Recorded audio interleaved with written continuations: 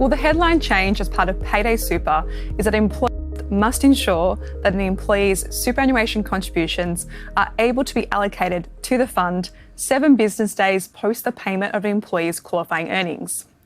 There are, however, some exceptions to the 7 business day requirement, which employers will be granted with additional time to make payment. These include new employees, where superannuation contributions are paid to the fund for the first time, as well as scenarios where existing employees change funds or funds become ineligible to receive contributions.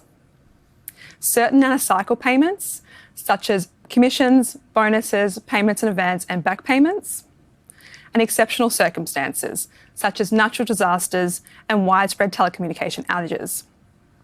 To further support the transition, the government is also making changes to super funds and SuperStream, the reporting framework through which superannuation contributions are sent.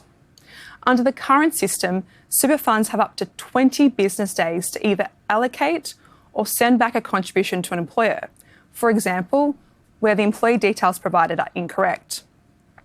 From 1 July 2026, that window reduces to just 3 business days. This means that employers will learn about errors much faster and will be able to fix the error and recontribute the amount much quicker. In parallel, SuperStream error reporting is being upgraded to provide clearer, more standardised error messaging, which will also allow employers to identify issues quicker and fix them faster. Work is also underway to enable data validation before remittance, which means that employers can learn about rejections before the super funds have to come to them. So the headline change here is really about timeframes, so much shorter timeframes to get the money in employees' accounts much quicker. But I understand there are also changes to the way in which super contributions are calculated and also what's required to be reported through single touch payroll. Do you want to unpack these a little for us? So that's correct, Trish. As you mentioned, Payday Super also changes the way that superannuation is calculated and reported. Firstly, regarding the calculations, the reforms introduce the new terminology qualifying earnings. Qualifying earnings includes what we previously regarded as ordinary time earnings, but now explicitly captures salary sacrifice superannuation and payments that fall under the broader definition of selling wages per the Superannuation Guarantee Act. For example, payments made to contractors that are superable per the extended definition of employee. Another important change is to the maximum contributions base, or MCB. Currently, the MCB is applied quarterly. However, under Payday Super, this cap moves to an annual cap, which means that employees will continue to receive superannuation throughout the financial year until they meet this cap. This change particularly affects higher or variable income earners, as contributions will be assessed throughout the financial year rather than that quarterly cap. It also may result in more super for employers who were previously capped under the quarterly cap. And particular consideration will need to be given to those employees on total employment cost contracts, i.e. those inclusive of super. Turning to reporting now, for those workers that are reported through single touch payroll, employers will now need to report qualifying earnings each pay event at the new label Q and the super liability at new label L. These additions to reporting means that payroll software will now need to capture, calculate and report these amounts each pay event. It also means that the ATO will have near real-time visibility to whether superannuation has been calculated correctly and paid on time. Thanks, Danielle. So there's lots of changes to remittance, calculations and reporting as part of this whole Payday Super package. The big question for me, and I'm sure many people watching are thinking the same, what happens if I get this wrong and I cannot meet these new reporting requirements? Well, that's a great question. We suspect we are moving from a really reactive system to a real-time proactive approach from the ATO. Historically, SG reviews were typically triggered through employee complaints or through employer self-disclosures. However, with the new enhanced reporting through Payday Super, the ATO will be able to make unilateral assessments on an employer's SG shortfall, driving earlier identification, intervention and enforcement. Under the new framework, the Superannuation Guarantee Charge, which is a charge imposed when an SG shortfall is identified, will comprise of the following: a final SG shortfall amount, which is the remaining gap between superannuation that should have been paid compared to when, based on employers' qualifying earnings, for the relevant payday compared to what actually was paid. A notional earnings component, which is effectively the interest on the SG shortfall, compounding daily using the general interest rate charge. The administrative uplift amount, which is up to 60% of the SG shortfall. However, the ATO can reduce this amount depending on a number of factors, including who raised the shortfall, was it the ATO or the employer?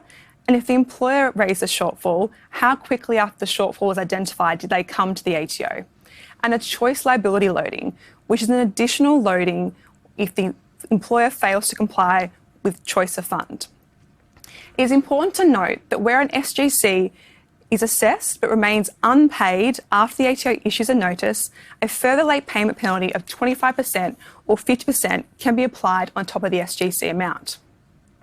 Finally, one of the most significant changes to the way that SGC is calculated is the removal of the late payment offset and the introduction of the new allocation rules for late contributions. Employers will no longer be able to choose which period a late contribution is allocated to. Instead, late contributions will be automatically applied to the earliest period in which an SG shortfall remains outstanding. This sounds simple, but in practice, for those employers who have recurring payroll timing issues and delays in processing super, it can create a chain reaction, a tail of continuing SG shortfalls and SGCs. To avoid this, employers should ensure they have robust real-time analytics to catch shortfalls as soon as possible. Now, I had a little chuckle when you said this sounds simple, because none of this sounds simple to me. It sounds extremely complicated. So can you tell us, what is the ATO doing to help employers smooth the transition into this new regime? So the ATO, on the day the bill was introduced into Parliament, released Draft Practical Compliance Guideline 2025/D5, outlining their first-year compliance approach to payday super. The good news is the ATO recognises that this is a major change for employers and acknowledges that employers may face challenges meeting the new requirements. To this effect, the draft PCG provides assurance on the steps employers can take to reduce the likelihood of proactive SG case selection by the ATO. The case selection will be based on a number of risk zones, depending on where the employer falls within, including low risk, which includes employers making genuine efforts to comply with payday super, however have found themselves in situations where some or all contributions were paid late, for example, where funds are rejected, and therefore contributed these amounts as soon as reasonably practicable. Medium risk, which includes employers who do not meet the criteria to fall into low risk and make contributions within 28 days after the end of the quarter in which the pay event occurred. And high risk, which includes employers who still have unpaid contributions more than 28 days after the end of the quarter in which the pay event occurred. It's important to note that the draft PCG doesn't remove the requirement for employers to comply with payday super or to fix underpayment issues. It simply guides where the ATO will focus their attention first.